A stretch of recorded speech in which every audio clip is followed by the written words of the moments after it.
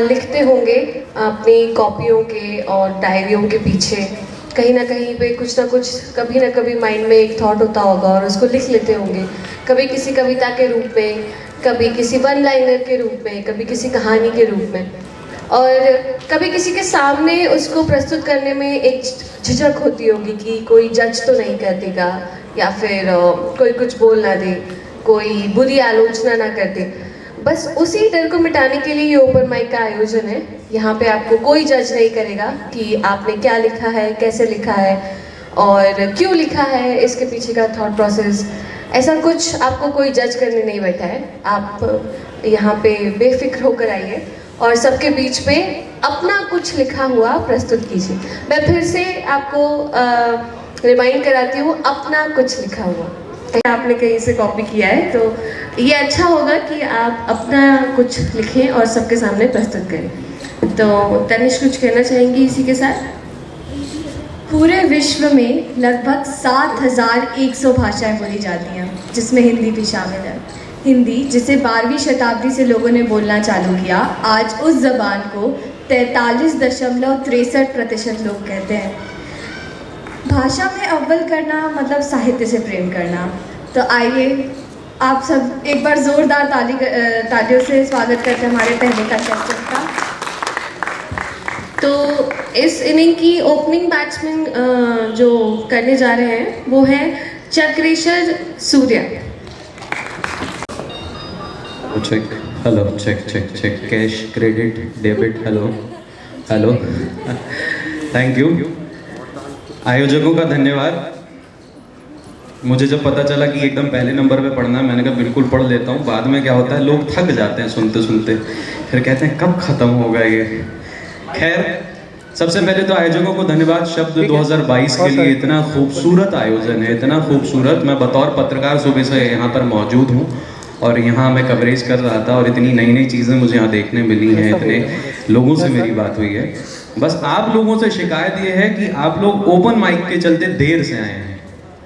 आपने जो एक मौका था यहाँ के साहित्यकारों और व्यंग्यकारों से मिलने का, वो खो दिया। तो मेरी आपसे गुजारिश है, अगली बार जब भी ऐसे आयोजन हो तो जो नई पीढ़ी बैठी है वो ज़रूर आए। नई पीढ़ी के लिए पहले 4 लाइनें पढ़ देता हूँ, उसके बाद एक नज़्म पढ़ के मैं अपना स्थान ग्रहण करूँगा। कि यहाँ लड़के बैठे हैं तो ध्यान दें, इंस्टाग्राम वाली जो जनरेशन है, कि लड़कियाँ नंबर नहीं सेव करती। कोशिश की होगी मांगने की कभी कि लड़कियाँ नंबर सेव नहीं करती, खास तौर से लड़कों के। उन्हें पता है भीड़ बहुत है, उन्हें पता है भीड़ बहुत है इन इश्क के मारे कड़कों के। चलिए, तो पेशे से मैं फिल्मकार हूँ। मैं आपको एक नज़्म सुनाता हूँ, हो सकता है वो आपको कहीं ले जाए।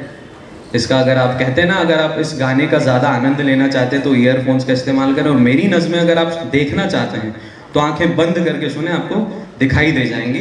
तो पढ़ता हूँ कि नोटों की गड्डियाँ हुआ करती थी पास में, नोटों की गड्डियाँ हुआ करती थी पास में, हवाई जहाज़ और ट्रेन तो मामूली बात थी।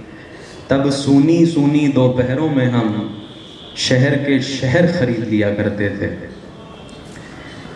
नोटों की गड्डी हुआ करती थी पास में, हवाई जहाज और ट्रेन तो मामूली बात थी। तब सूनी सूनी दोपहरों में हम शहर के शहर खरीद लिया करते थे। रुकना पड़ता था जब पराए शहर में, मोटी रकम भी चुकाते थे।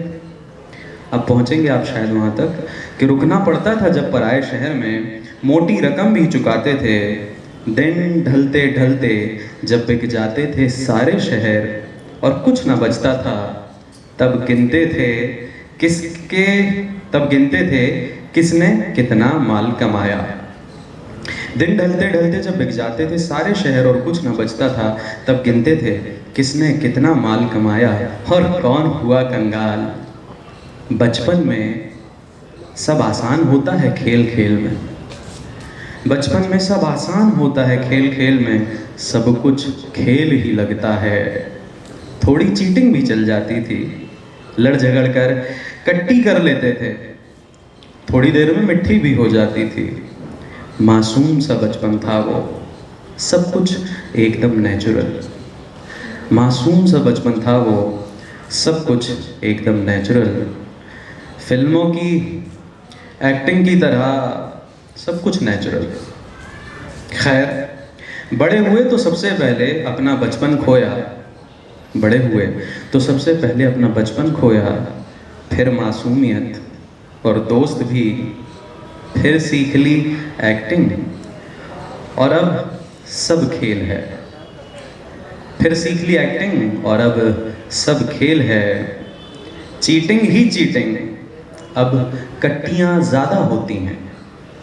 चीटिंग ही चीटिंग और अब कट्टियाँ ज़्यादा होती हैं। शक्लें ही मासूम हैं बस, शक्लें ही मासूम हैं बस, पहले जैसा कुछ भी नहीं है, पहले जैसा कुछ भी नहीं है। न मैं, न तुम और न ये दुनिया। नोटों की गड्डियाँ हुआ करती थी पास में, हवाई जहाज़ और ट्रेन तो मामूली बात थी। तब शहर के शहर खरीद लिया करते थे। Thank you so much, thank you, thank you. रुकिए रुकिए रुकिए रुकिए रुकिए, वापस आ जाइए, वापस आ जाइए। फाउंडेशन की तरफ से एक छोटा सा भी सामने।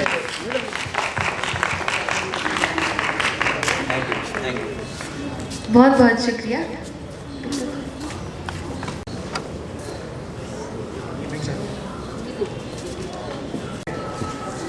एक शेर से अपनी बात शुरू करता हूँ, और शेर ये है कि क्या खूब लिखी हैं गज़ल बहर में, क्या खूब लिखी हैं गज़ल बहर में, अब बहर छोड़कर जाना होगा। क्या खूब लिखी हैं गज़ल बहर में, अब बहर छोड़कर जाना होगा। क्या खूब दिया है सितम शहर ने, अब शहर छोड़कर जाना होगा। हमारी आयोजन टीम को मैं बहुत बहुत शुभकामनाएं देता हूं और ख़ुद को सौभाग्यशाली समझता हूं कि साहित्य के दिग्गजों के सामने मुझे पढ़ने का मौका मिला, और साहित्यिक टूट फूट के लिए अग्रिम क्षमा मांगते हुए अपना साहित्य पेश करता हूं। और कुछ शेर ये हैं कि गज़ल से तुझे बनाऊंगा या तुझसे गज़ल बनाऊंगा मैं, गज़ल से तुझे बनाऊंगा या तुझसे गज़ल बनाऊंगा मैं, गज़ल से तुझे बनाऊंगा या तुझसे गज़ल बनाऊंगा मैं, मुझ में जलेगी तू और तुझसे जगमगाऊंगा मैं, मुझ में जलेगी तू और तुझसे जगमगाऊंगा मैं। और फूलों की खुशबू से मतला बनाने वाले, फूलों की खुशबू से मतला बनाने वाले, फूलों की खुशबू से मतला बनाने वाले, कांटों से क्या डरेंगे रास्ता बनाने वाले। फूलों की खुशबू से मतला बनाने वाले, फूलों की खुशबू से मतला बनाने वाले, कांटों से क्या डरेंगे रास्ता बनाने वाले। और एक चंद शेर है कि तितलियों के साथ हैं न फूलों के साथ हैं, तितलियों के साथ हैं न फूलों के साथ हैं, आज भी हम अपने उसूलों के साथ हैं, आज भी हम अपने उसूलों के साथ हैं। बहुत बहुत धन्यवाद, बहुत बहुत शुक्रिया। चार पंक्तियां देखिएगा। सबकी नज़रों में बेचारा बन जाएं, सबकी नज़रों में, सबकी नज़रों में, सबकी नज़रों में बेचारा बन जाएं, सबकी नज़रों में बेचारा बन जाएं, इससे अच्छा हम आवारा बन जाएं। सबकी नज़रों में बेचारा बन जाएं, इससे अच्छा हम आवारा बन जाएं। ये लहरें बहा लें ये शहर एक दिन, ये लहरें बहा लें ये शहर एक दिन, ये लहरें बहा लें ये शहर एक दिन, किससे पहले हम किनारा बन जाएं, किससे पहले हम किनारा बन जाएं, किससे पहले हम किनारा बन जाएं। और तमाम युवाओं को ये शेर नज़र करता हूँ कि हाथों में लकीरों की दुल्हन बना दें। अब दुल्हन से खूबसूरत क्या हो सकता है कि हाथों में लकीरों की दुल्हन बना दें, हाथों में लकीरों की दुल्हन बना दें, बस एक दफ़ा हाथों का सहारा बन जाएं, बस एक दफ़ा हाथों का सहारा बन जाएं। और कुछ एक दो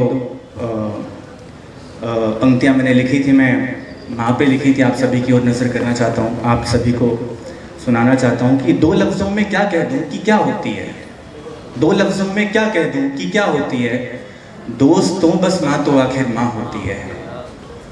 और मैं ये समझता हूँ कि शायद माँ शब्द ही माँ की सार्थक परिभाषा है। यदि हम माँ को परिभाषित करना चाहें तो शायद हमारे पास लफ्ज़ कम पड़ सकते हैं, हमारे पास हमारी सोच शायद संकीर्ण हो सकती है, लेकिन माँ शब्द ही अपने आप में एक परिपूर्ण शब्द है। तो मैं ये लिखता हूँ कि सोच रहा था कि मैं माँ पर क्या लिखूं, सोच रहा था कि मैं माँ पर क्या लिखूं, तो खूब सोचकर मैंने माँ पर माँ लिखा, खूब सोचकर मैंने माँ पर माँ लिखा। और इज्जत शोहरत रुतबा पैसा क्या होता है, इज्जत शोहरत रुतबा पैसा क्या होता है, इस दुनिया में माँ से ज़्यादा क्या होता है। इज्जत शोहरत रुतबा पैसा क्या होता है, इस दुनिया में माँ से ज़्यादा क्या होता है। हम तुम सब हर रोज़ शिकायत करते हैं, हम तुम सब हर रोज़ शिकायत करते हैं, चट्टानों से पूछो तूफ़ान क्या होता है, चट्टानों से पूछो तूफ़ान क्या होता है।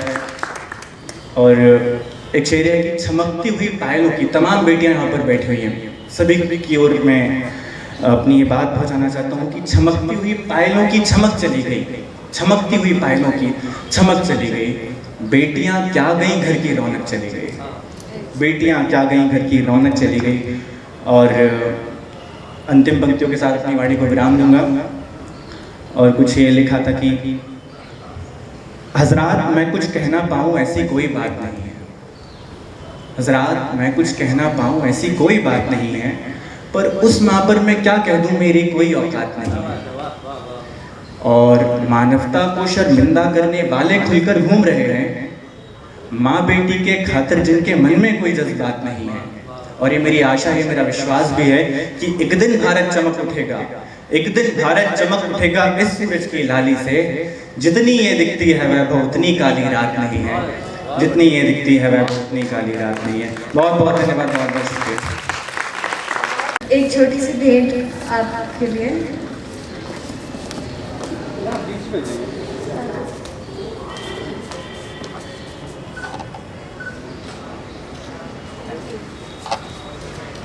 हम अपने अगले बल्लेबाज को बुलाते हैं। सो एक बार जोरदार तालियां हो जाए शैली दीवान के लिए। सभी को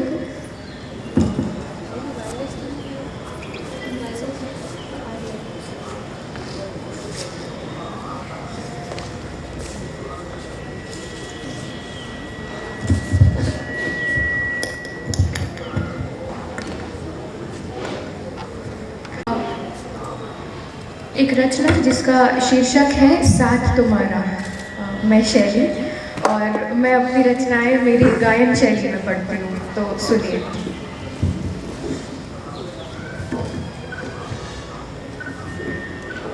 एक उम्र लगा दी आने में और फिर भी सोचा करते हो, एक उम्र लगा दी आने में और फिर भी सोचा अंदर अंदर रख के क्यों सब वक्त पे छोड़ा करते हो। एक उम्र लगा दे आने में और फिर भी सोचा करते हो, अंदर अंदर रख के क्यों सब वक्त पे छोड़ा करते हो। माना सब कुछ इर्द गिर्द है, सब जाना पहचाना है, प्यार मोहब्बत जो कुछ भी है क्यों कहने से डरते हो। जरा जरा सी बातों में ही सार बसा है जीवन का, जरा जरा सी बातों में ही सार बसा है जीवन का।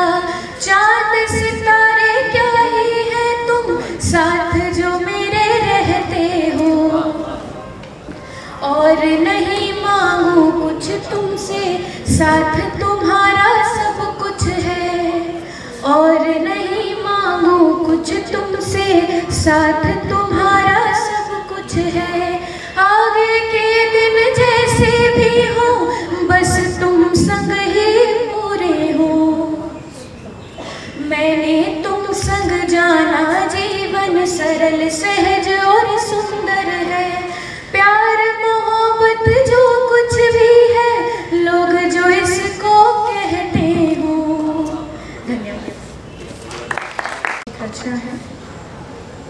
इतने भी ना कोमल होना कि कोई भी छल जाए, इतने भी ना कोमल होना कि कोई भी छल जाए, ना इतनी भी खुद गर्जी कि खुद ही खुद को खल जाए, इतने भी ना कोमल होना कि कोई भी छल जाए, ना इतनी भी खुद गर्जी के खुद ही खुद को खल जाए। प्यार मोहब्बत भी इतनी ही कि जी का जंजाल न हो, प्यार मोहब्बत भी इतनी ही कि जी का जंजाल न हो, आंसू भी ऐसे दो के जो खुशियों के पल आए, इतनी भी ना सकती हो कि मानवता पर हावी हो, इतनी भी ना सकती हो कि मानवता पर हावी हो, साथ किसी का ऐसे दो के हर मुश्किल भी टल जाए, छोटी छोटी बातों में ही सार बसा हो जीवन का, प्रेम प्यार सी तकरारों में ही ये जीवन पल जाए, इतने भी ना सख्त रहो के खुल के भी ना रो पाए, इतने भी ना सख्त रहो के खुल के भी ना रो पाए, इतना भी अभिमान नहीं के दो प्रेमी भी खल जाए, इतने भी ना सख्त रहो के खुल के भी ना रो पाए, इतना भी अभिमान नहीं के दो प्रेमी भी खल जाए, इतने भी ना कोमल होना कि कोई भी छल जाए, ना इतनी भी खुद गर्जी की खुद ही खुद को खल जाए। धन्यवाद, बहुत शुक्रिया शेरी। सभी को बहुत मजा आया, एक बार जोरदार तालियां हो जाए शेरी के लिए।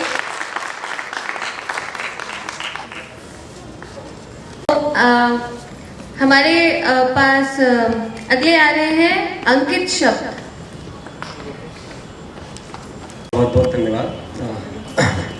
मैं अंकित शब्द समर, और मैं शुरुआत करूंगा एक छोटी सी कविता से, उसके बाद मैं मूल रूप से कहानी पढ़ने आया हूं तो कहानी सुनाऊंगा कि मैं ही मुझसे बात करूंगा, मैं ही मुझसे बात करूंगा, जब बात खत्म हो जाएगी मैं ही मुझको याद करूंगा, जब याद खत्म हो जाएगी मैं ही मुझको आग करूंगा, और जब आग खत्म हो जाएगी मैं ही मुझको राख करूंगा, मैं ही मुझसे बात करूंगा, जब बात खत्म हो जाएगी तो मैं ही मुझको याद करूंगा, जब याद खत्म हो जाएगी तो मैं ही मुझको आग करूंगा, और जब आग खत्म हो जाएगी तो मैं ही मुझको राख करूंगा, बीन कर फिर अपनी ही अस्थियां, बीन कर फिर अपनी ही अस्थियां सिंधु में सुहाग करूंगा, फिर बच भी अगर कुछ और गया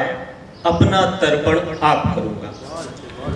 तो थैंक यू सो मच। ये कहानी एक्चुअली बुद्ध की है, गौतम बुद्ध की, और उनके जीवन के एक ऐसे प्रसंग की है जो शायद आप लोगों में से मुझे लगता है कोई परिचित नहीं होगा, कि बुद्ध जब बुद्ध हो गए तो वो यशोधरा से मिलने वापस लौटे, और यशोधरा से मिलने नहीं लौटे, एक सामान्य प्रक्रिया के रूप में लौटते हैं। तो उस पूरी प्रक्रिया को मैंने इस कहानी का आधार बनाया है, तो उम्मीद करता हूँ कि आपका साथ मिलेगा। बस सहजता से सुनिएगा, एक अलग ही सफ़र में आप जाएंगे, अलग ही दौर में आप जाएंगे। आज पूरे कपिल वस्तु की प्रजा अत्यधिक प्रसन्न दिखाई दे रही है, सभी अपने अपने कार्यों को अविलंब पूर्ण करने में मगन है। राज प्रसादों से लेकर गलियों और घरों को मनमोहक ढंग से सजाया जा रहा है।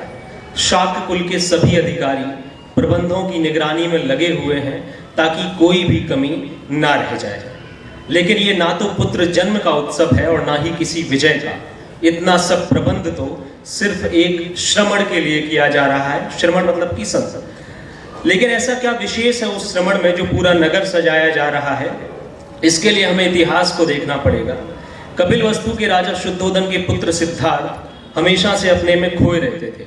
महाराज शुद्धोधन ने उनके लिए अलग अलग मौसम के लिए 3 अलग अलग महल निर्मित करवाए हैं, जहां विलास की समस्त वस्तुएं उपलब्ध हैं, लेकिन फिर भी सिद्धार्थ बेचैन हैं, स्वयं की मनोस्थिति को नियंत्रित करने में असमर्थ हैं, जो उन्हें बार बार सांसारिक भावों से विचलित कर रही है। उनकी पत्नी यशोधरा भी इस कारण से अन्य वयस्क सी रहने लगी हैं, लेकिन उनको यह एहसास है कि हो सकता है कि आने वाली संतान शायद सब सही कर दे। यशोधरा ये विचार ही रही थी कि सिद्धार्थ का आगमन हुआ। किस सोच में डूबी हो बिंबा? बिंबा यशोधरा के घर का नाम था, जो सिद्धार्थ उनको पुकारते थे, खुद पुकारते थे। किस सोच में डूबी हो बिंबा? सिद्धार्थ ने पूछते हुए कहा। भविष्य की आशंकाओं में, यशोधरा ने चौंकते हुए उत्तर दिया। भविष्य भी बड़ा बलवान होता है बिंबा, वर्तमान को भी छीन लेता है, एक ऐसी आशा के साथ जो संभवतः निर्मूल है, जिसका होना ना होना अनिश्चित है। सिद्धार्थ के ऐसा कहते ही यशोधरा शांत हो गई। अब उन्हें आदत सी हो गई इस प्रकार के वचनों की, बातों की, जो सामान्य मनुष्य के जीवन से परे होते हैं। उन्होंने कई बार कोशिश की कि वे समझें, लेकिन वे ऐसा कर नहीं पाई। एक राज्य की पुत्र वधू होने के कुछ नुकसान भी हैं। कुछ दिनों पश्चात आज कपिलवस्तु में हर्ष की लहरें उठ रही हैं। भविष्य के सम्राट का जन्म हुआ है। यशोधरा और सिद्धार्थ के पुत्र का जन्म, नाम रखा गया राहुल, और राहुल का अर्थ होता है बंधन। सभी की प्रसन्नता देखते बनती है। शुद्धोधन को भी लगा कि अब सिद्धार्थ अपनी जिम्मेदारियों को समझने लगेंगे, पिता बनने का गौरव जो हासिल हुआ है। लेकिन इन सब भावों से परे सिद्धार्थ तटस्थ हैं। ना तो ये कहा जा सकता है कि वे प्रसन्न, ना तो ये कि वे दुखी। इसी भाव में रहते हुए आज 7 दिन बीत गए हैं। बाल्य उत्सवों से परे वे एक अलग ही दुनिया में डूबे। और आज की रात तो सिद्धार्थ को बेचैन करने वाली है। आज से पहले उन्हें स्वयं से कभी इतना नहीं लड़ना पड़ा, लेकिन आज उन्हें लग रहा है कि जैसे वे जीत रहे हों उन सभी बंधनों से जो उन्हें अभी तक रोकते रहे, उस मनोवृत्ति से जो उन्हें जन्म उपरांत मिली।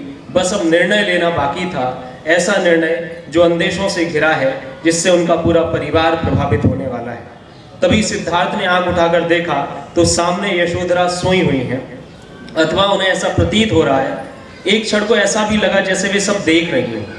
वहीं दूसरी ओर राहुल अपनी मासूमियत को ओढ़े हुए ममता के आंचल में बेफिक्र आराम ले रहा है। राहुल को देखकर सिद्धार्थ को अपना बचपन याद आ गया। राहुल के चेहरे की शांति और दमक ऐसे लग रही थी जैसे संतों के सारे भाव उसमें ही उतर आए हों, और इस शांति ने उन्हें कुछ सोचने को मजबूर कर दिया। लगा जैसे ये शांत छवि कुछ आज्ञा दे रही हो, और अगले ही पल सिद्धार्थ को लगा कि यही उपयुक्त समय है बंधन को छोड़ने का। अगले पल ही पल उन्हें दृढ़ निश्चय होकर स्वयं से कहा कि मुझे भी अपनी शांति की खोज में अविलंब निकल जाना चाहिए। इतना आसान कहाँ है वो सब कर पाना जो हम हृदय से चाहते हैं, और किस किस को वे समझाएंगे? कोई समझेगा भी अथवा नहीं। सभी के अपने अपने तर्क हैं, बस जो नहीं है वह ये कि वो दूसरे के विचारों का सम्मान करे। और वे फिर तुरंत ही आशंकित होकर बैठ गए। लेकिन निद्रा तब भी आंखों से कोसों दूर थी।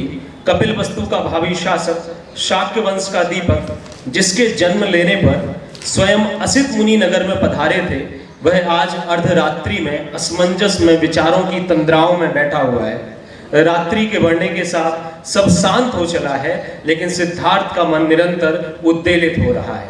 वे उस आशा और कारण की तलाश में बेचैन हैं जो उन्हें यहाँ से जाने के लिए प्रेरित कर दे। लेकिन कहते हैं कि नियति अपना रास्ता भी स्वयं निर्मित कर लेती है। तो अगली सुबह जब यशोधरा जागी तो उनकी सारी दुनिया सो चुकी थी। सिद्धार्थ जा चुके थे स्वयं की खोज में, बिना किसी को खबर किए हुए। और आज इतने वर्षों पश्चात सिद्धार्थ कपिलवस्तु आ रहे हैं, लेकिन बहुत कुछ बदल गया है। और अब सिद्धार्थ ना होकर गौतम बुद्ध हैं, जो वीतरागी अवस्था में प्रवेश कर रहे हैं। और ये बात जब यशोधरा को पता चली तो वे अंदर ही अंदर सिहर उठी। इतने इंतजार के पश्चात यशोधरा भी अंतर्द्वंद्वों की स्थिति में है। अनेकानेक भाव बारी से आ रहे हैं, जा रहे हैं। उन्हें समझ नहीं आ रहा है कि जब गौतम बुद्ध सामने आएंगे तो उनकी प्रतिक्रिया कैसी होगी, अथवा कैसी होनी चाहिए। क्या वे उनसे पुनः उसी अधिकारिता से बातें कर पाएंगी, अथवा सभी की भांति केवल सम्मान। लेकिन सम्मान भी क्यों करें, क्या मिला है मुझे उनसे? केवल राहुल ही अकेला स्तंभ है जो उनका प्रतिनिधित्व करता है, जिसको देखकर मैं आज तक जीती आई हूँ। और इसके पश्चात तुरंत ही उन्हें आवाज़ें सुनाई दी। गौतम बुद्ध नगर में अनेक श्रमणों के साथ प्रवेश कर चुके थे। वे इतने लंबे समय बाद आज अपनी जन्मभूमि में लौटे हैं। उन्हें सब याद आ रहा है, वो सारे मौसम, सारा शहर, सारी गलियां जो उन्होंने अपने बचपन में देखी थी। और भिक्षा मांगते मांगते वे अपने राजा के महल के समीप पहुंचते हैं और देखते हैं कि सिद्धार्थ को जैसे ही राजा शुद्धोधन का महल के सामने वो पहुंचे तो उनके पिता उनके स्वागत में निरंतर खड़े हुए थे। और जब सामना हुआ तो राजा शुद्धोधन अपने ऊपर नियंत्रण ना कर सके और उनकी आंखों से अश्रुदल बह निकले। गौतम बुद्ध ये दृश्य देखकर भी विचलित ना हुए, वे तब भी उसी तटस्थ भाव से खड़े रहे। ये क्षण कपिलवस्तु के इतिहास में शायद ऐसा अकेला क्षण था जब सारी प्रजा एक साथ अश्रुपूरित नेत्रों से रो रही थी, लेकिन गौतम बुद्ध ना रोए, ना उन्हें कोई भाव आया। वे वैसे ही शांत खड़े रहे जैसे उन्हें कुछ फर्क ही ना पड़ता हो। कुछ समय उपरांत राजा शुद्धोधन जागे और उनको श्रमणों सहित अपने महल में ले गए, जहां प्रजा ने उनसे उपदेश सुनने की अपनी अभिलाषा को प्रकट किया। राजभवन की सारी स्त्रियां सुनने को आई, सारे पुरुष सुनने को आए, सारा शहर सुनने को आया, लेकिन यशोधरा नहीं आई। अनेक दासियों ने कहा, उनकी माता महाप्रजापति ने भी कहा, लेकिन यशोधरा फिर भी नहीं आई। और जब महाप्रजापति ने अपने पुत्र सिद्धार्थ को या कहें गौतम बुद्ध को इस अवस्था में देखा तो उन्हें बड़ा गर्व हुआ।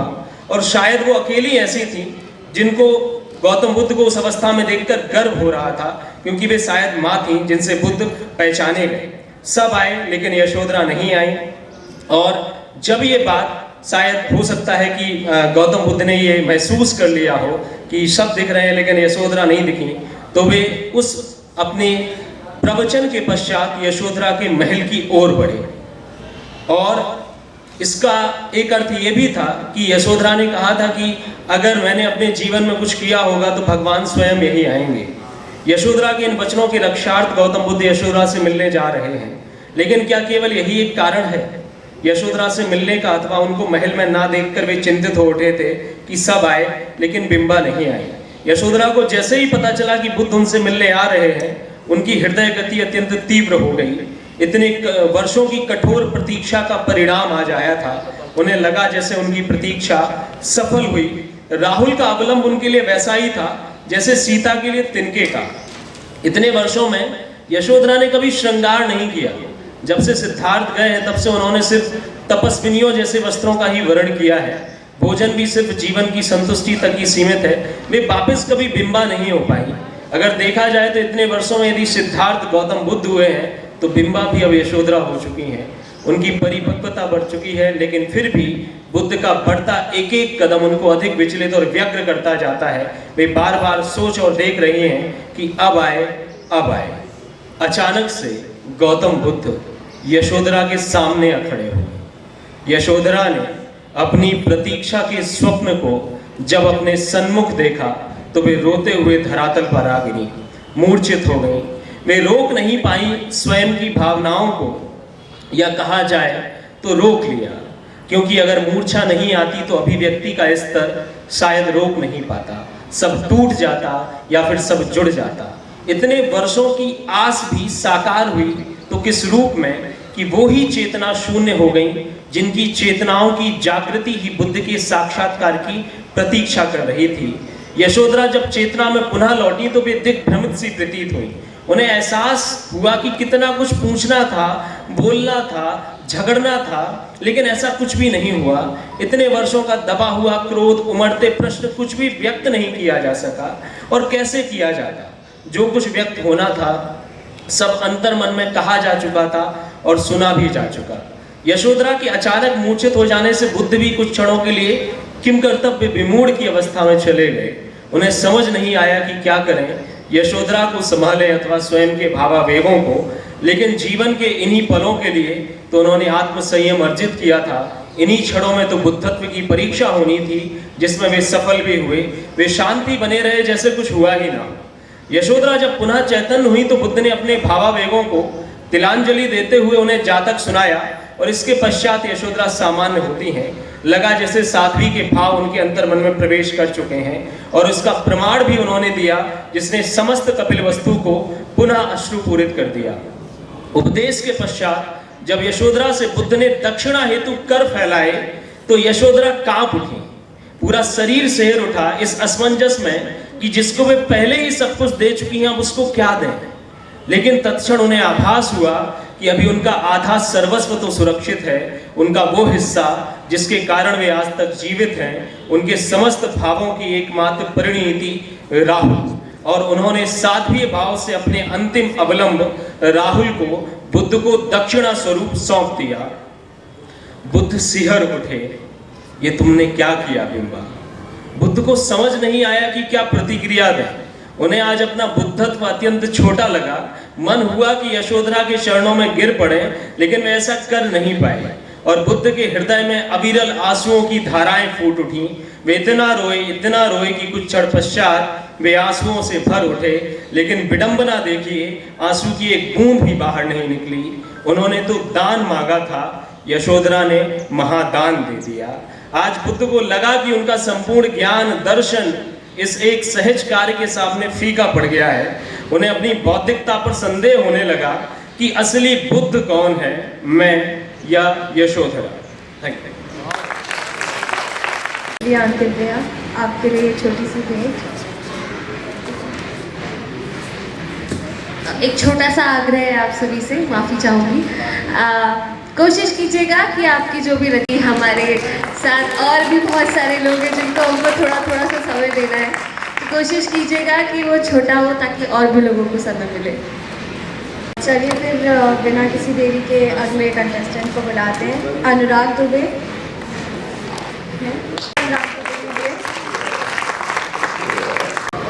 माँ सरस्वती को प्रणाम, और सभी बड़ों को मेरा प्यार भरा नमस्कार, और छोटों को बहुत सारा प्यार।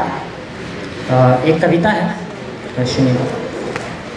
प्यार से प्यार का द्वंद्व होने न दो, प्यार से प्यार का द्वंद्व होने न दो, दो नयन का मिलन बंद होने न दो, दो नयन का मिलन बंद होने न दो। उसकी बातों से ही चैन मिलता मुझे, उसकी बातों से ही चैन मिलता मुझे, उससे बातें मेरी बंद होने न दो, उससे बातें मेरी बंद होने न दो। अगली पंक्तियाँ देखिए। तेरी यादें हमें रोज आती रहीं, तेरी यादें हमें रोज आती रहीं, नींद रातों की बैरन उड़ाती रहीं, नींद रातों की बैरन उड़ाती रहीं। तू भी तो याद करती है हर दिन मुझे, तू भी तो याद करती है हर दिन मुझे, हिचकियाँ मेरी मुझको बताती रहीं, हिचकियाँ मेरी मुझको बताती रहीं। और बहुत ही बढ़िया कार्यक्रम है, इसका नाम है शब्द। यहीं से कुछ लिया है कि शब्द हूँ मैं, मुझे गीत बन जाने दो, शब्द हूँ तुम, मुझे गीत बन जाने दो, उस सनम की प्रिया प्रीत बन जाने दो, उस सनम की प्रिया प्रीत बन जाने दो।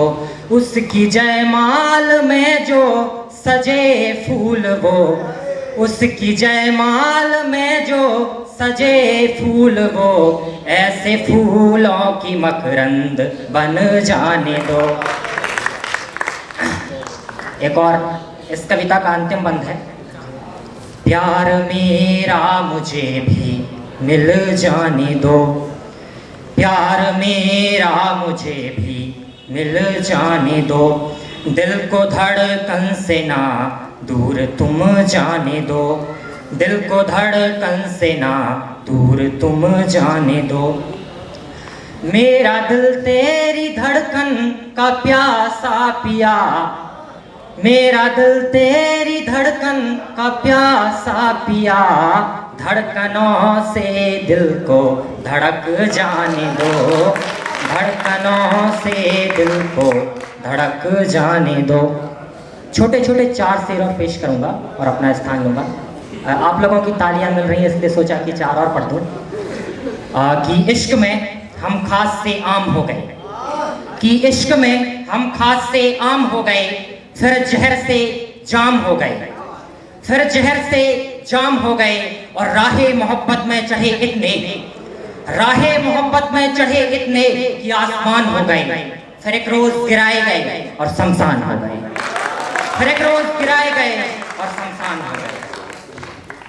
और अगला है कि प्यार में मेरे टूटे अरमान हो गए, प्यार में मेरे टूटे अरमान हो गए, मिले मुझको झूठे फरमान हो गए और बदनाम हो गए हम महफिलों में इतने, बदनाम हो गए हम महफिलों में इतने कि शहर में मशहूर हमारे नाम हो गए, शहर में मशहूर हमारे नाम हो गए।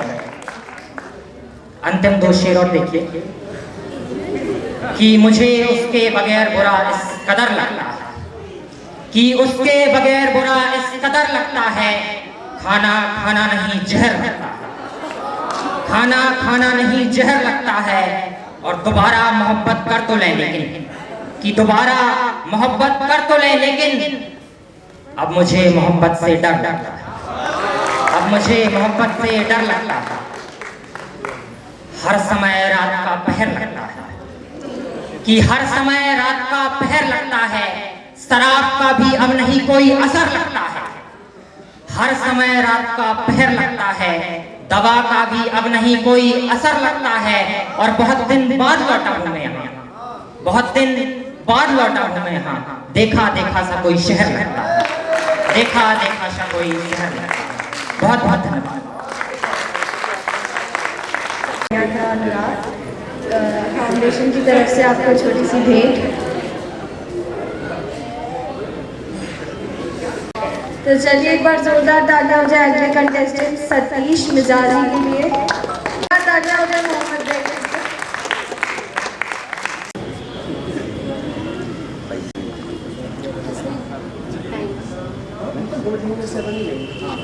कला जगत का सुंदर चेहरा जिसकी आंखों में खिलता है, कला जगत का सुंदर चेहरा जिसकी आंखों में खिलता है, इतना सुंदर दृश्य हमारे मध्य प्रदेश में मिलता है। शब्द महोत्सव है और इस महोत्सव में सबके सब अपनी काव्य प्रतिभा प्रस्तुत करते हैं, हम भी कुछ प्रस्तुत करते हैं। हर रूह में रूहानियत की तलाश अभी बाकी है, हर रूह में रूहानियत की तलाश अभी बाकी है, मकसद तलाशते जो उनकी तलाश अभी बाकी है। आलम मशगूल है पीने में प्यार का प्याला, आलम मशगूल है पीने में प्यार का प्याला, दम हमदम मेरे अली तेरी तलाश अभी बाकी है। नर्मदा मैया तुझमें न जाने कितने डूब गए, नर्मदा मैया तुझमें न जाने कितने डूब गए, कितनों को पापों से मुक्ति मिली और कितनों की तलाश अभी बाकी है।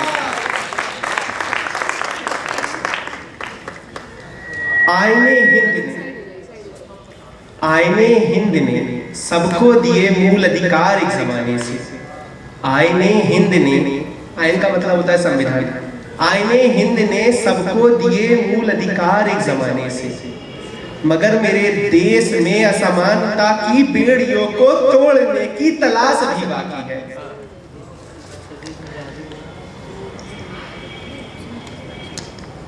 मेरी माँ ने मुझे जिंदगी दी, मेरी माँ ने मुझे जिंदगी दी, वतन पे जान फिदा करने की मोहब्बत दी, अब इस वतन के लिए कुछ कर गुजरने की तलाश अभी बाकी है।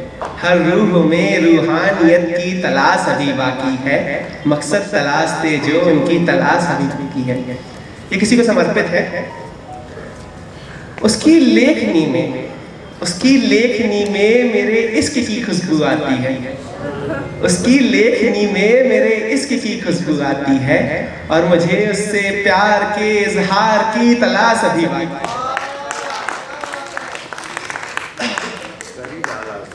हर रूह में रूहानियत की तलाश अभी बाकी है, मकसद तलाशते जो उनकी तलाश अभी बाकी है।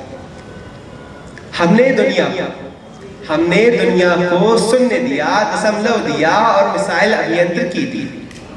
अब विश्व गुरु को विश्व के सिरमौर पर बिठाने की तलाश अभी बाकी है। हर रूह में रूहानियत की तलाश अभी बाकी है, मकसद तलाशते जो उनकी तलाश अभी बाकी है। जमाने की खामोशियों से मत डरियो ए कवियो, जमाने की खामोशियों से मत डरियो ए कवियो, इन खामोशियों में जीत की तलाश अभी बाकी है।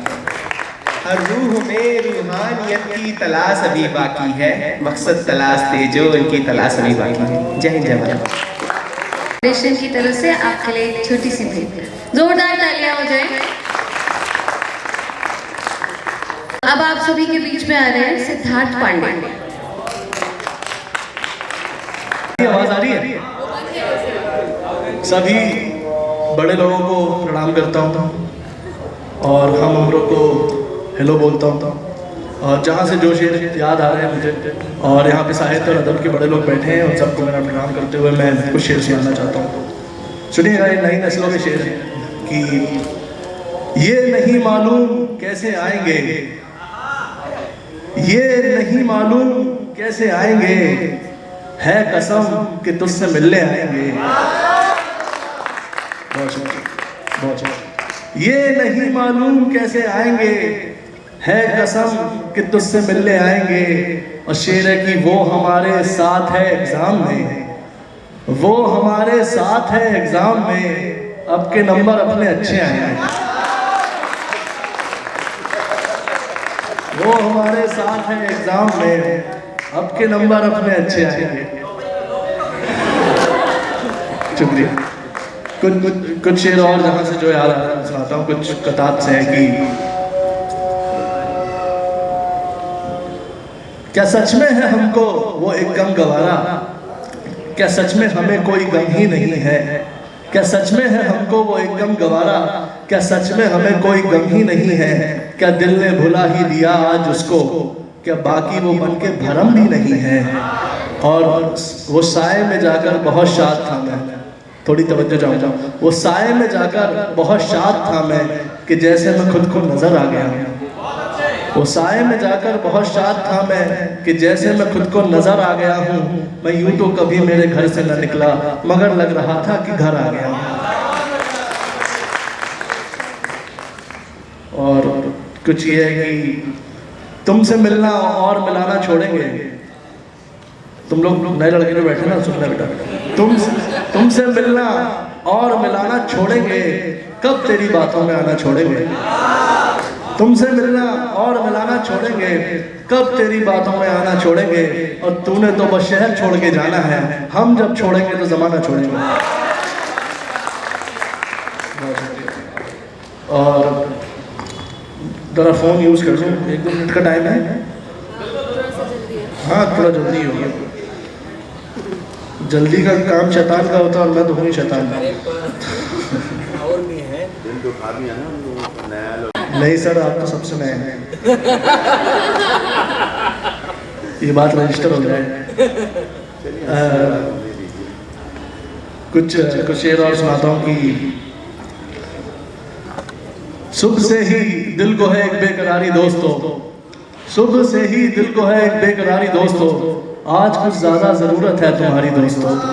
सुबह से ही दिल को है एक बेकरारी दोस्तों, आज कुछ ज्यादा जरूरत है तुम्हारी दोस्तों।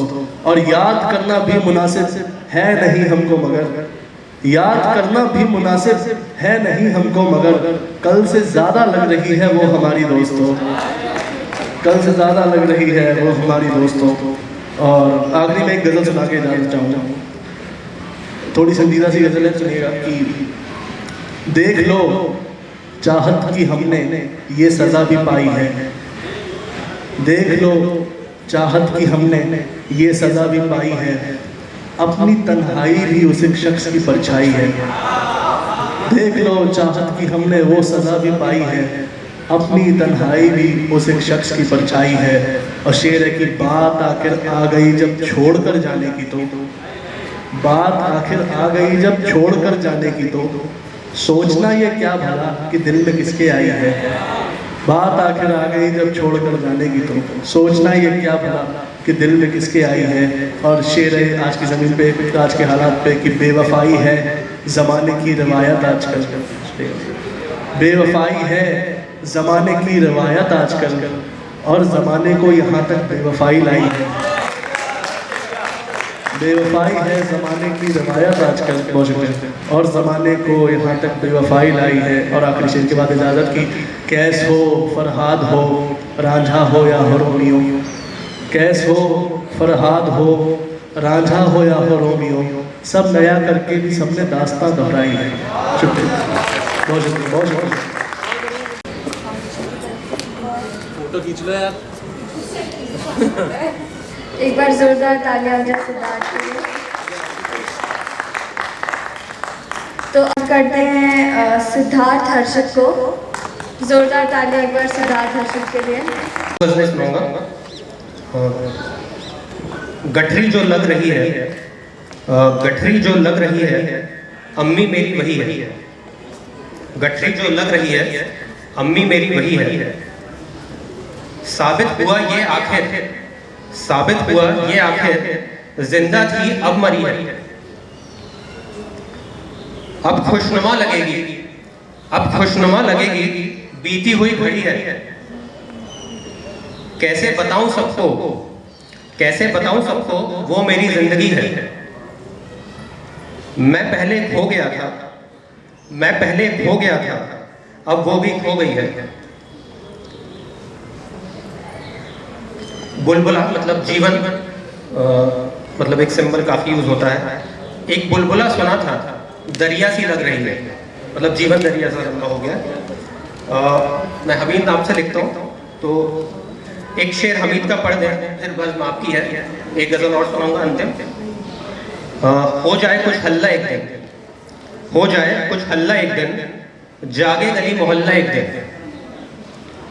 सोचो तो अच्छा लगता है, सोचो तो अच्छा लगता है, बैठा रहूं निठल्ला एक दिन।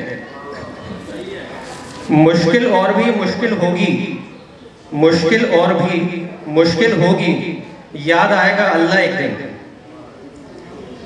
खामोश रहा तो यूं ही होगा, खामोश रहा तो यूं ही होगा, जोर लगाकर चिल्ला एक दिन।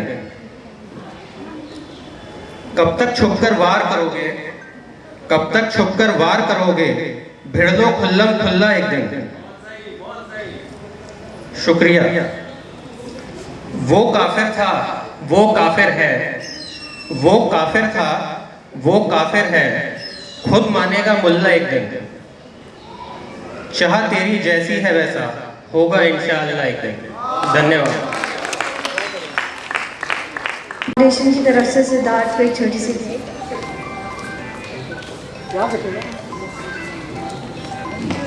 सिद्धार्थ, आप सभी में से कोई अगर ओपन माइक के लिए इंटरेस्टेड है तो हम कल भी ओपन माइक का आयोजन है, आप अपना नाम हमारे पास दे सकते हैं कल के लिए। अब हमारे बीच में आ रही है मुस्कान पासी। मुस्कान हमारे बीच में है, जोरदार ताली से मुस्कान का स्वागत करिए।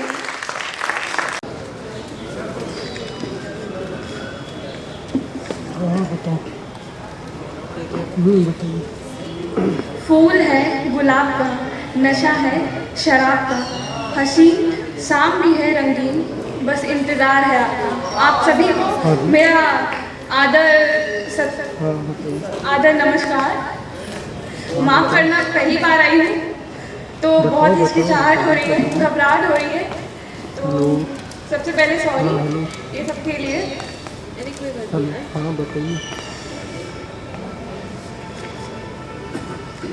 सफ़र में चल रहा हूँ या सफ़र है मुझ में चल रहा, झूठ बोले लोग या मैं सच में ही बदल रहा। मैं वो बदनसीब जो न गिर के संभल पाया, मैं अकेला हो गया जब से दूर निकल आया।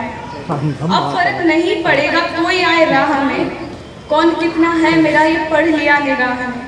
एक बार ही सही, एक बार ही सही मैं पास तेरे आऊँगा, वक्त आया आखिरी तो मिलके तुझसे जाऊंगा। माइक पास तो करो, माइक थोड़ा पास करो। दिन महीने साल में तू वक्त काटता हूँ, घर को तेरे जाता मैं वही रास्ता हूँ। नाम तेरा ही लिया हर एक सांस में, मैं प्यासा जो कि मर गया कुएं के ही पास में। पूछता हूँ मैं खुदा से, ए खुदा बता मैं कहाँ पे हूँ।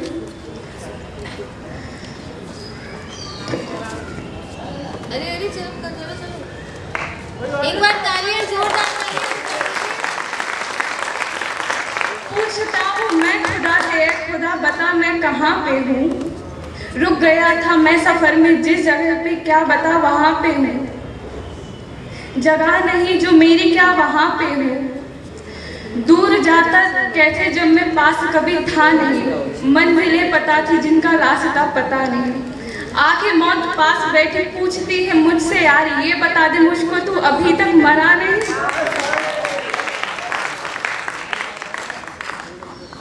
मुफ्त मिल रहा था गम, मना ना कर सका, जो आई खुशियाँ सामना ना कर सका। इस ज़मीं का दर्द यारो आसमां से पूछो, मैंने सबका हाल पूछा कोई मेरा हाल पूछो। जो भी कहना था मुझे मैंने क्यों कहा नहीं, दिल था तेरा घर मेरा और घर मेरा रहा नहीं।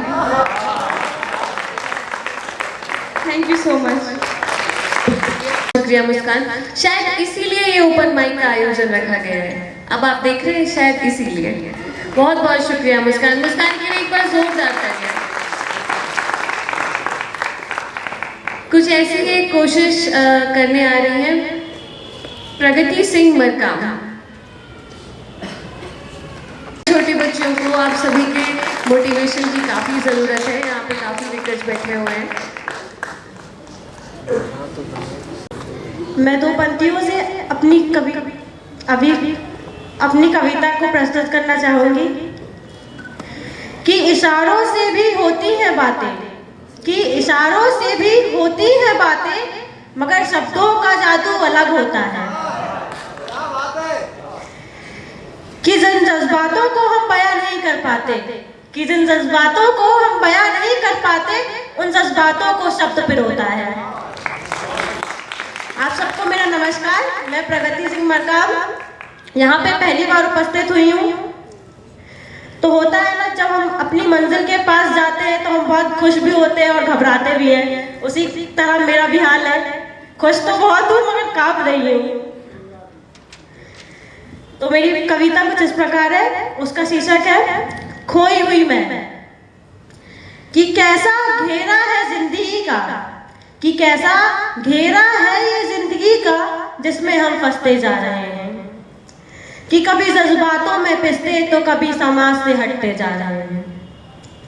एक बेटी होने का फर्ज हम अदा करते जा रहे हैं, कि एक बेटी होने का फर्ज अदा हम करते जा रहे हैं। कि कभी रहते हैं कमरे में कैद या फिर अपने हक के लिए लड़ते जा रहे हैं। ना जाने क्यों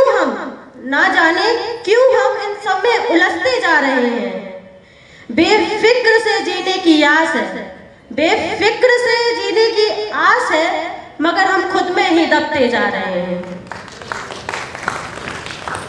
ना है ये गहरा पानी, ना है ये गहरा पानी, ना लिपटे हम मिट्टी से, फिर भी कह रहे हम जैसे एक पिंजरे में। कि कैसा घेरा है ये जिंदगी का, जिसमें हम फंसते जा रहे हैं। कि कभी जज्बातों से पिसते तो कभी समाज से हटते जा रहे हैं, तो कभी समाज से हटते जा रहे हैं।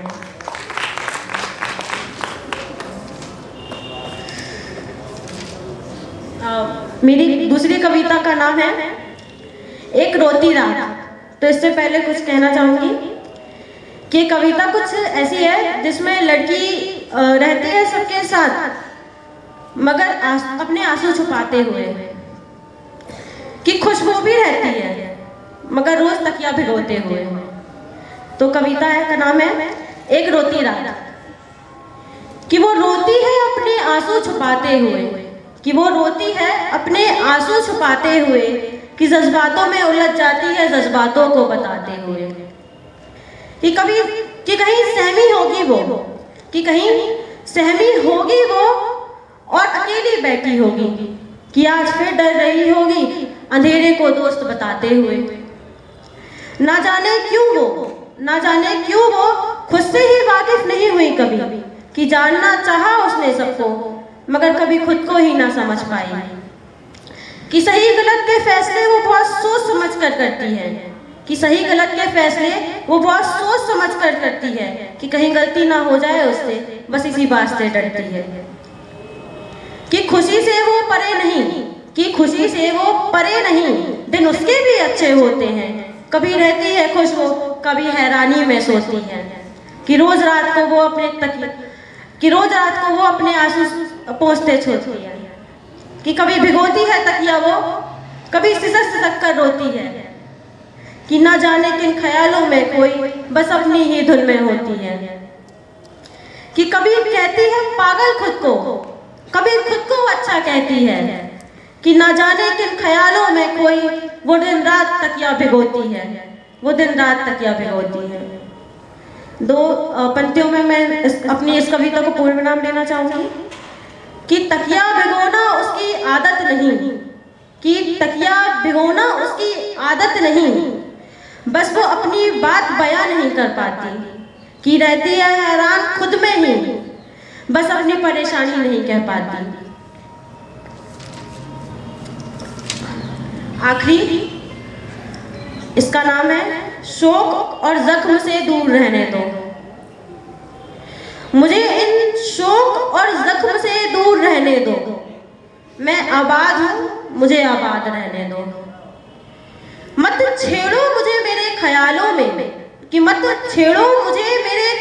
में मैं अकेली हूं, मुझे अकेला रहने दो।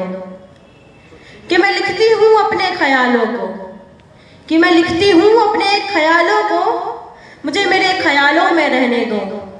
कि ये दुनिया एक कैद जेल है जाना, मुझे इस जेल से दूर रहने दो। मत बताओ मुझे सही और गलत, अगर मैं गलत हूं तो मुझे गलत रहने दो। कि ये मौसम और जश्न तुम्हारे लिए हैं, मुझे अकेला ही रहने दो। फिर इसके बाद कि मैं अपनी बातें बयां नहीं कर पाती वो बात अलग है, कि मेरी बातें तुझको समझ नहीं आती वो बात अलग है। कि ये बातें बहुत नाजुक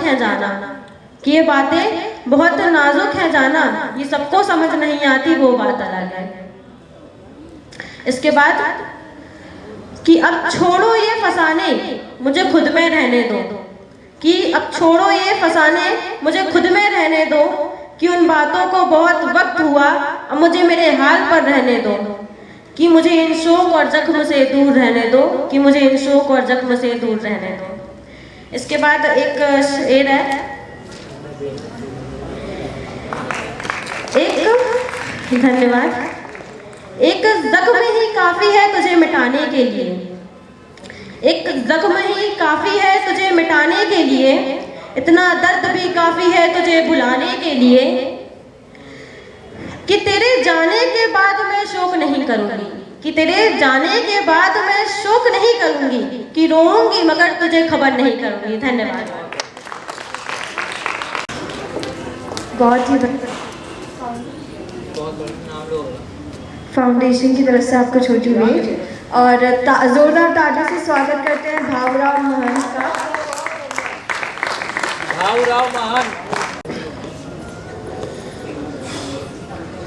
कालजयी रचनाकार अनिल कुमार श्रीवास्तव जी को सत सत नमन। सभी सुधीजनों को मेरा सादर प्रणाम। आप सभी को नमस्कार। और मैं भावराव मोहन बालाघाट मध्य प्रदेश से पीएचडी का शोधार्थी हूँ। और धन्यवाद करना चाहूँगा मैं आदरणीय अरुण शुक्ला सर का कि उन्होंने हमें आमंत्रित किया इस महोत्सव में। गीत गज़ल लिखता हूँ मैं और बड़ा उत्साहित हूँ कि अभी अभी मुझे हिंदी साहित्य सम्मेलन के द्वारा पुनर्नवा पुरस्कार प्राप्त हुआ है। हमारे संतोष द्विवेदी जी साक्षी है उसके। तो एक गीत, दो पंक्तियाँ माँ के नाम पर कहूँगा और फिर एक गीत पढ़ूँगा कि अद्भुत इस संसार में, अद्भुत इस संसार में माँ का प्यार महान, अद्भुत इस संसार में माँ का प्यार महान। होती है शुरुआत पर होता कभी ना अंत, होती है शुरुआत पर होता कभी ना अंत। और गीत, इस गीत में ऐसी वक्रोक्ति है, उसमें निवेदन भी है, शिकायत भी है और रूढ़िवादी परंपराओं को तोड़ने की कोशिश भी की गई है। तो गीत पढ़ता हूँ।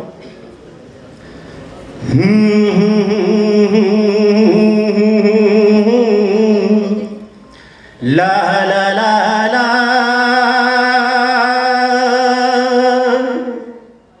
ला ला ला ला ला ला, देवता पाषाण के इतना बता दो,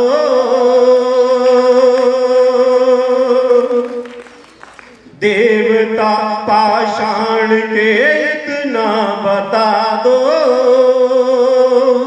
और कितने दिन शिला बन कर रहोगे। देवता पाषाण के इतना बता दो, और कितने दिन शिला बन कर रहोगे। आप सुनते ही नहीं विनती हमारी, आप सुनते ही नहीं विनती हमारी, क्यों भला बिगड़ी नहीं बनती हमारी।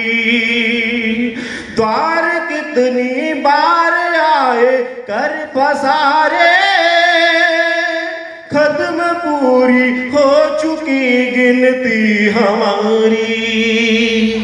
लो परीक्षा पर हमें इतना बता दो, लो परीक्षा पर हमें इतना बता दो,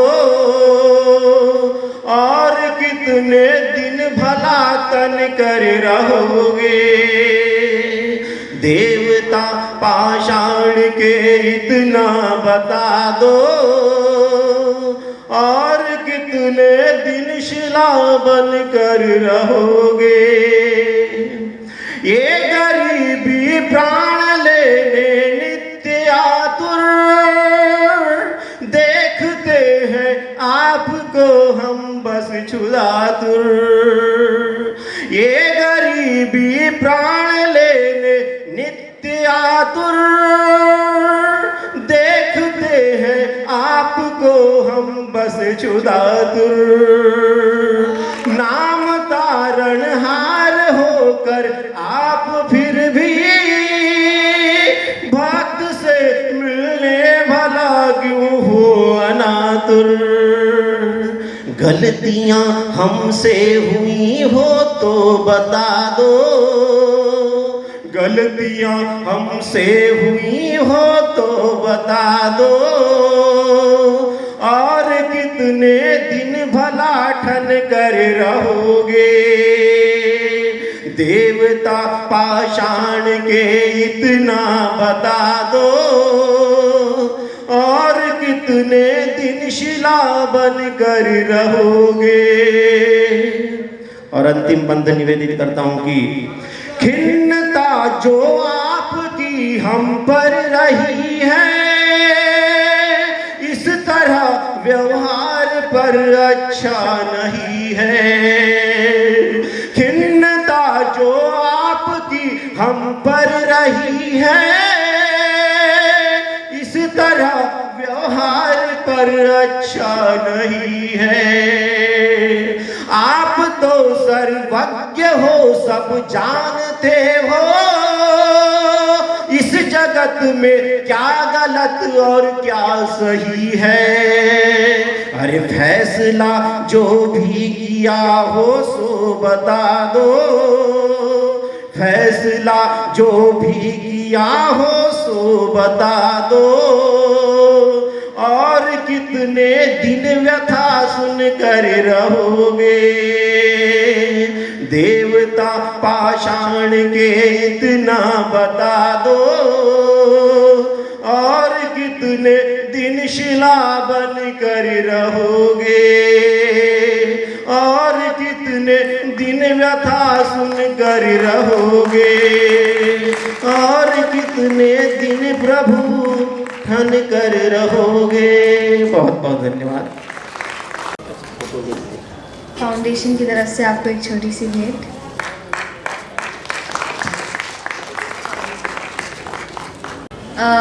अगले आ रहे हैं सत्येंद्र कुमार शिंदे, जिन्होंने भी आज नाम दिया था ओपन माइक के लिए। उन सभी से मेरा एक अनुरोध है कि अगर आप कल भी आ सकते हैं और उपलब्ध हैं, शहर में हैं, तो मैं रिक्वेस्ट करूंगी आप सभी से कि कल के लिए भी मौका रखें, क्योंकि हम समय से बंधे हुए हैं और हमको आगे के कार्यक्रम भी आगे बढ़ाने हैं। तो एक छोटा सा अनुरोध, आप आके पीछे मुझे बता सकते हैं सर।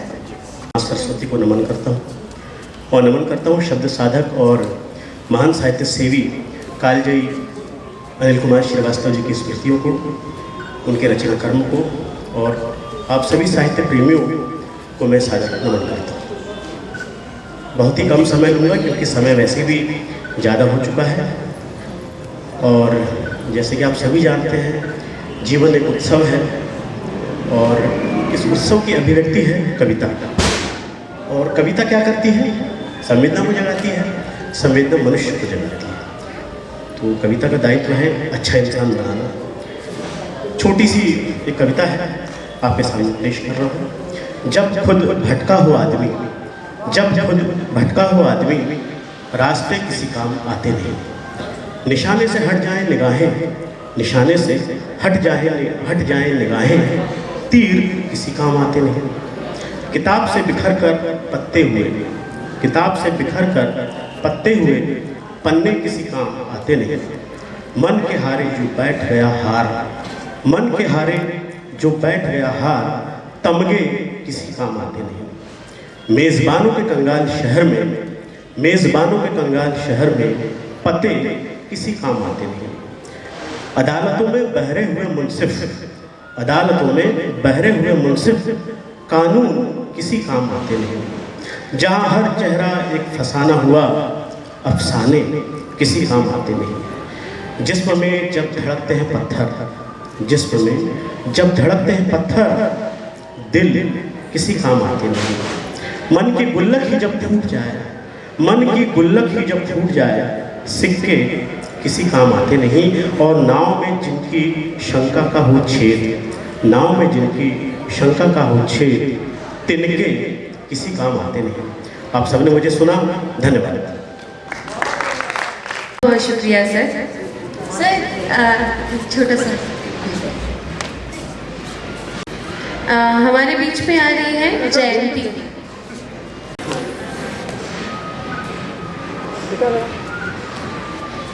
नमस्ते, मैं जयंती कक्षा 7वीं की छात्रा आप सबके समक्ष अपनी एक स्वरचित कविता लेकर प्रस्तुत हुई हूँ।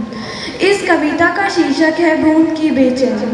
एक बारिश की बूंद जब बादल से गिरती है तो उसे समझ में ही नहीं आ रहा होता कि उसकी जीवन यात्रा कैसे होगी, उसका अंत क्या होगा। क्या वह कांटों पर गिर के छलनी छलनी हो जाएगी या अंगारों पर गिर के खत्म हो जाएगी। ऐसी ही बेचैनी बादल से गिरी एक बूंद को भी थी। तो चलिए आज हम उसी के मुँह से उसकी जीवन यात्रा सुनते हैं। जब मैं निकली थी मेघ की गोद से, जब मैं निकली थी मेघ की गोद से, प्रश्न यही था मेरे मन में, क्या होगा मेरा अंत, क्या होगा मेरा अंत। क्या मैं भस्मसात हो जाऊंगी या रह जाऊंगी भग्नावेश में, क्या होगा मेरा अंत, क्या होगा मेरा अंत, या पहुंच जाऊंगी मर्म भेदी कांटों पे, या पहुंच जाऊंगी मृत्युंजय पे, क्या होगा मेरा अंत, क्या होगा मेरा अंत।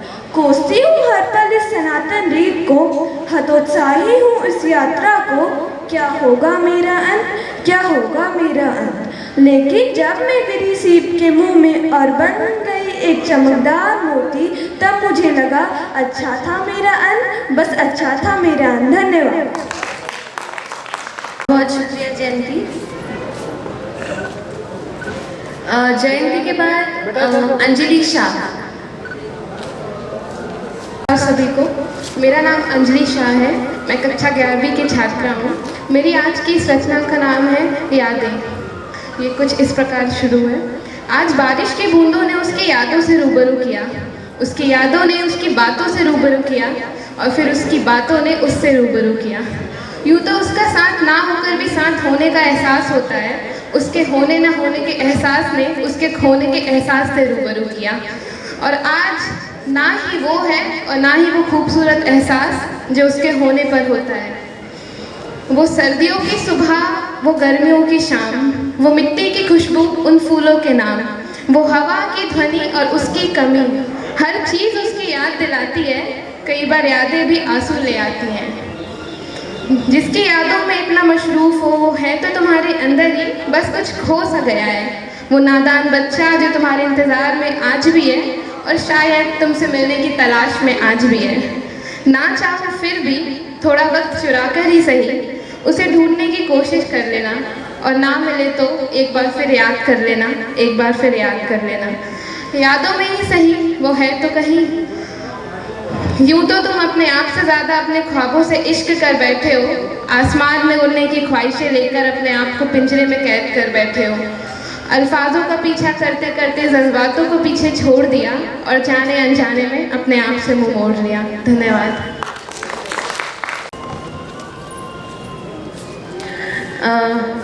काफ़ी देर से एक मोहतरमा मुझे बहुत देर से हाथ दिखा रही है, तो प्लीज़ अब आप आ ही जाओ। प्रियंका श्रीवास्तव।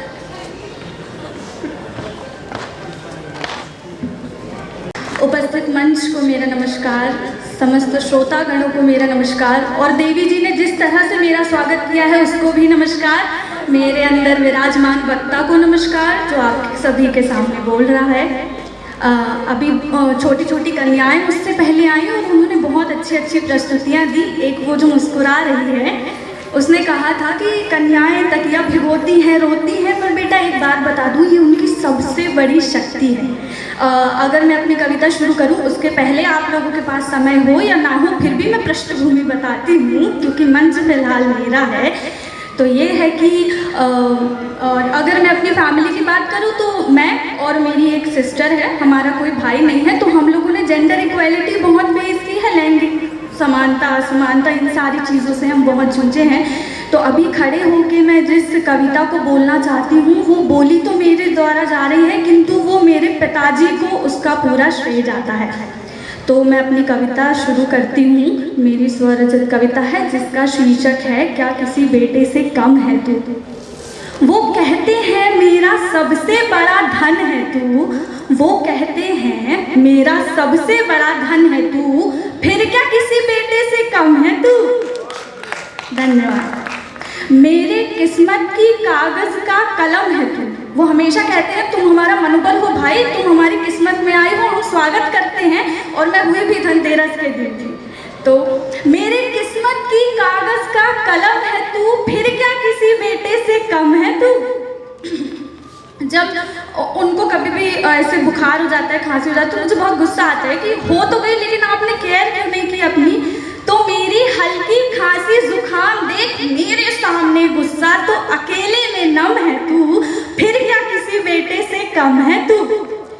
जब सब कहते हैं बहुत बोलती है, और मैडम ने कहा मुझसे संयम बिल्कुल नहीं होता, तो जब सब कहते हैं बहुत बोलती है आपकी बेटी, तब पापा कहते हैं मंच संचालन करने में सक्षम है तू, फिर क्या किसी बेटे से कम है तू। मेरा हर सपना पूरा करने के काबिल है तू, मेरा हर सपना पूरा करने में सक्षम है तू, फिर क्या किसी बेटे से कम है तू। मेरा सबसे बड़ा धन है तू, फिर क्या किसी बेटे से कम है तू। धन्यवाद। बहुत बहुत शुक्रिया प्रियंका।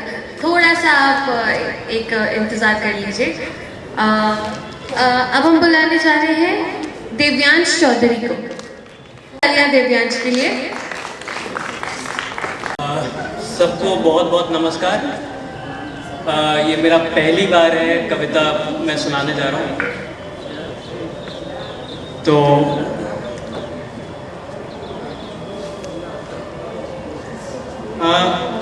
ये मैंने अपने बारे में लिखा था। कुछ खूब सा है मुझ में जिसे महसूसता हूँ मैं, बेटा माइक पास कर, जिसे अब सिर्फ निखारता हूँ। ये बस कुछ छोटी छोटी पंक्तियाँ हैं जो मैं सुनाऊंगा। ऐसी समा सा जाना है, सूरज सा चांद सा चमकता झलकता है स्वप्न मेरा, जिसे पाना नहीं जिसमें समा सा जाना है। यूं जुटा हूं कि स्वप्न मुझ में और मैं स्वप्न में समा सा जाना। कुछ मैं मतलब बोलते समय इधर उधर कर दिया शब्दों को, तो उसके लिए क्षमा।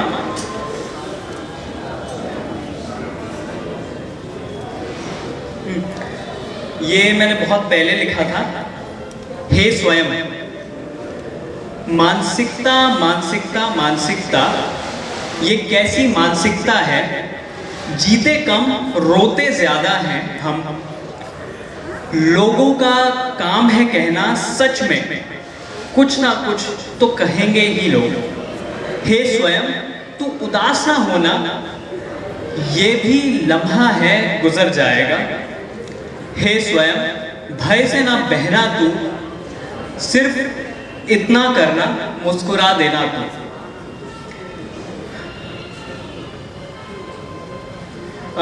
ये स्वर्ग इसका शीर्षक है। सभी प्रकार की नकारात्मकता नकार, उपेक्षा कर कर उपेक्षा, स्वर्ग इसी में है। बढ़ता चल आगे बढ़ता चल, जो है यही है स्वर्ग भी नर्क भी। चुन तू स्वर्ग अच्छाई को मानुष, जान तू अनंत को मानुष, स्वर्ग इसी में है।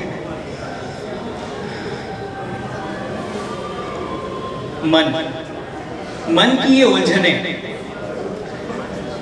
ये उलझने कभी सोचकर सर भारी होता है, कभी रोकर मन भारी।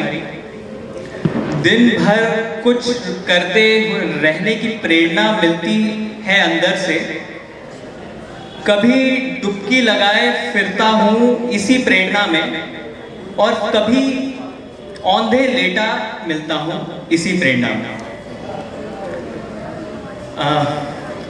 बहुत बहुत धन्यवाद, आपने सुना। और ये मतलब थोड़ा अटपटा सा लग रहा है कि, लेकिन धन्यवाद।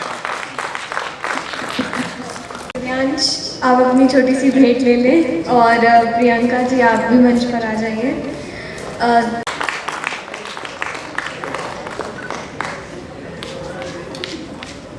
उपस्थित है, एक बार जोरदार तालियां हो जाए शिवम जी के लिए। हेलो, सबसे पहले सादर प्रणाम सभी को। मैं अपना एक काव्यात्मक परिचय दे दूँ। शायद जिन्होंने पिछले साल मुझे सुना हो उनको ये काव्यात्मक परिचय मालूम होगा कि मैं कभी बड़ा विकराल नहीं, छोटी सी मेरी काया है।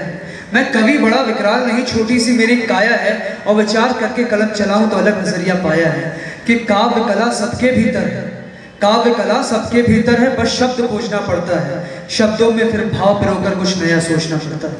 और जो दिखकर भी अनदेखा जग से, जो दिखकर भी अनदेखा जग से, उसे बताना पड़ता है, भावों की अभिव्यक्ति से परिवर्तन लाना पड़ता है। मैंने महाराणा प्रताप जी और शिवाजी महाराज पे एक काव्य लिखा था छोटा सा, उससे प्रारंभ करता हूँ कि मातृभूमि के प्यारे वीरों याद तुम्हारी आती है, दिल मेरा भर आता है और आंखें बहुत रुलाती हैं, और याद आती है एक कहानी वीर सपूत महान की जिसकी गाथा गाती थी माटी राजस्थान।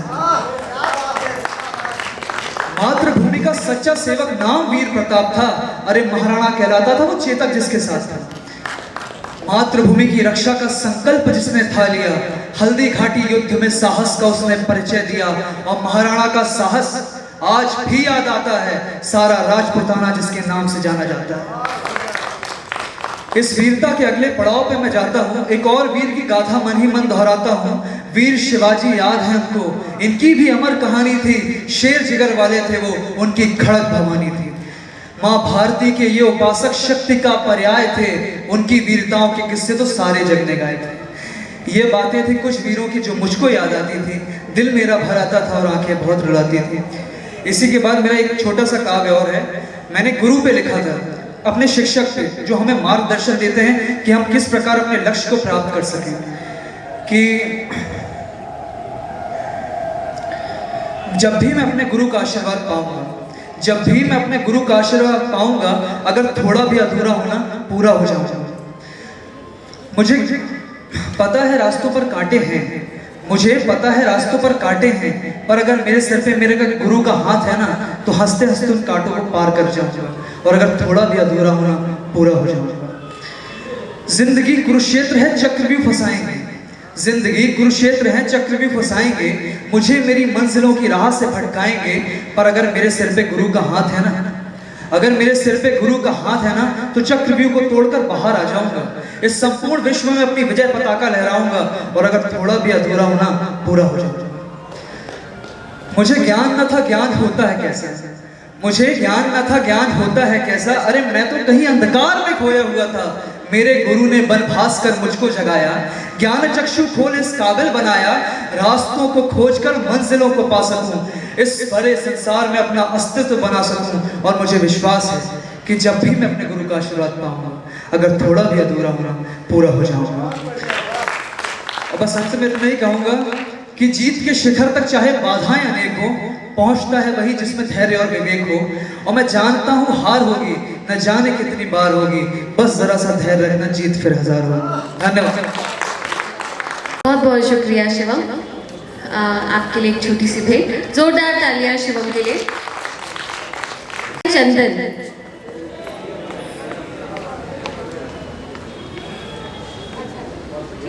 हेलो सबको नमस्कार। दो तीन शेर पढ़ूंगा, एक गजल पढ़ूंगा, बस ज़्यादा समय नहीं दूंगा। एक बार तालियों से परिचय दे दें कि आप सुनना चाहते हैं।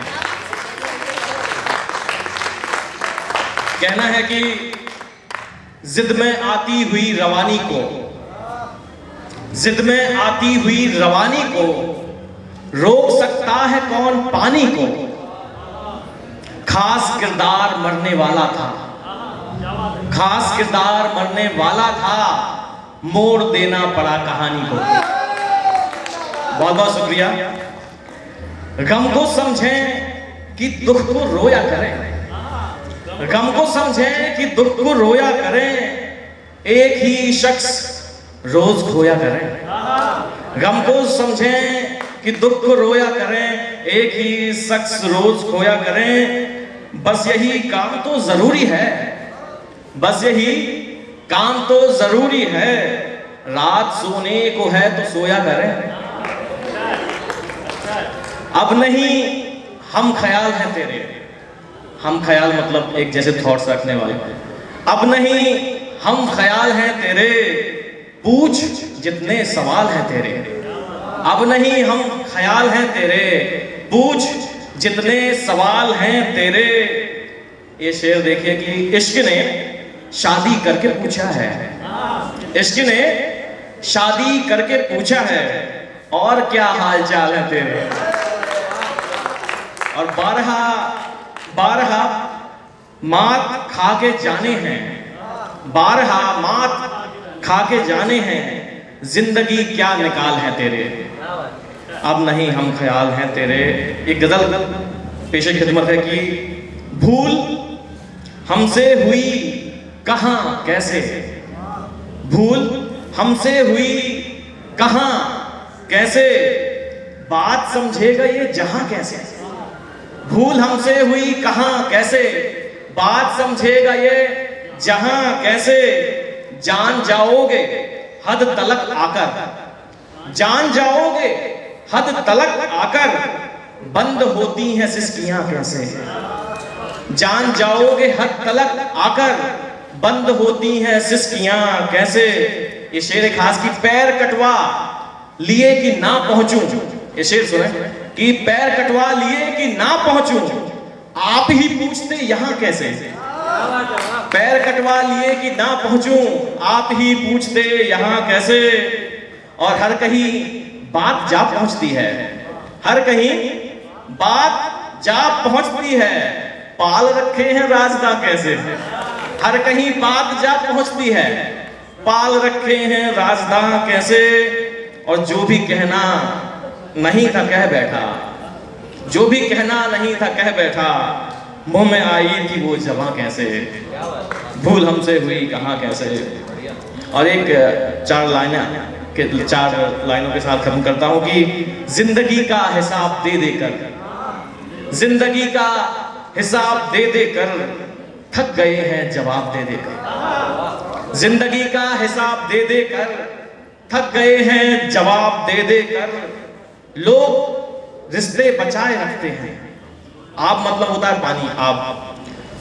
लोग रिश्ते बचाए रखते हैं अपनी आंखों का आप दे देकर, जिंदगी का हिसाब दे देकर। और खुद को रुसवा न कीजिए ऐसे, खुद को रुसवा न कीजिए ऐसे, सबको दिल की किताब दे देकर। खुद को रुसवा न कीजिए ऐसे, सबको दिल की किताब दे देकर। और आखिरी शेर की, पास होने की हर दफा उम्मीद, पास होने की हर दफा उम्मीद, इम्तिहान ही खराब दे देकर। बहुत बहुत शुक्रिया आपका, बहुत अच्छा सुना आपने। बहुत शुक्रिया चंदन जी। इसी के साथ आज के दिन का ओपन माइक का कार्यक्रम हम यहीं समाप्त करते हैं। जो भी लोग आज बच गए हैं, मैं उन सभी से माफ़ी मांगती हूँ और कल हम ज़रूर आप सभी से शुरुआत करेंगे।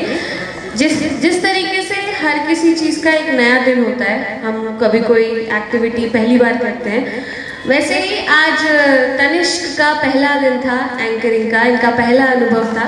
मैं चाहती हूँ कि आप सभी तनिष्क के लिए जोरदार ताली बजा दें। थोड़ी देर का विराम, इसके साथ ही 5 बजे से काव्य चर्चा शुरू होगी, तो आप सभी 5-10 मिनट के लिए आराम कर सकते हैं और 5 बजे से काव्य चर्चा। जो लोग आज रह गए हैं कृपया करके मुझे अपना नाम दे दीजिएगा। शुक्रिया।